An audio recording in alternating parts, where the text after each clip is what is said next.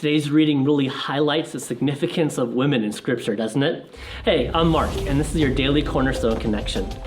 Well, I'm looking down here in Luke chapter 24. It says here, and here we have this amazing thing happen. This angel comes and tells a group of people that Jesus is not here. He has risen from the dead. This amazing proclamation. And who is there? Well, in verse 10 it says, now it was Mary Magdalene and Joanna and Mary the mother of James and other women with them who told these things to the apostles, right? And they run off and they tell the apostles. Well, I just wanted to take a minute today to just tell you that I think that's really cool. It's really cool because it shows that God's heart. This is actually one of the evidences for the resurrection, because if this story of the resurrection was made up, it would not make any sense to appear to the women first. It really wouldn't have, because women, they couldn't hold, their word wasn't worth a whole lot, right? But here they're running and telling the apostles about the good news.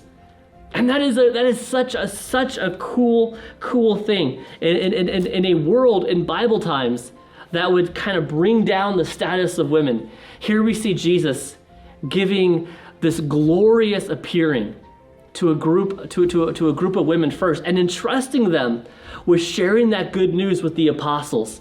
Right? That is such an awesome thing. And so they run here in the book of Luke, and they go off and they tell the apostles. It says, Peter rose and ran to the tomb. Stooping and looking in, he saw the linen cloths by themselves, and he went home, marveling at what had happened. Do you remember where Peter was left off? You see, just before Jesus was crucified, Peter was there and he rejected Jesus. And now he's running in and saying that Jesus has done exactly what he claimed. He's risen from the dead. And Peter is left in absolute amazement, right? Well, the good news for Peter is that Jesus is not done. Jesus is going to appear and is going to reinstate Peter, and still has a great plan for his life. But one of the things that the resurrection story makes me think of is that different people all have a part to play in God's great mission, don't they?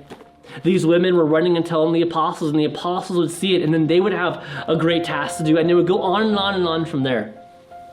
I don't know where you stand today. Maybe you feel like, I don't have a whole lot to offer God's church. Well, the reality of it is that yes, you do. Absolutely. You have a ministry that you can do for the Lord. And the challenge today is going to be, what's your God job? Do you have a God job? You know what I mean by that? What I mean is we have our Monday to Friday job, right? Maybe you work in the trucking industry or the medical community, or maybe you work at a grocery store, right? Maybe you work in the home and you are homeschooling your children, and that is your job, right? Absolutely, those are great things.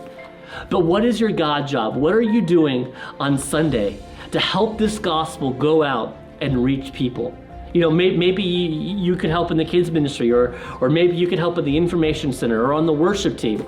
It doesn't matter what it is, but I challenge you today, if you're sitting on the sidelines, you're very active Monday to Friday, but you haven't yet discovered your God job, man, get out there and do something and discover how God might use your gifts and your abilities and your talents for his kingdom, because that's an awesome thing, because everybody has a purpose and has a job in God's kingdom, and that's a cool thing. And you know what, as a shameless plug, if you don't have a God job June 12th or 15th, come to VBS, man. We need your help. It'll be an awesome thing. Well, hey, thanks for watching, and we'll see you next time.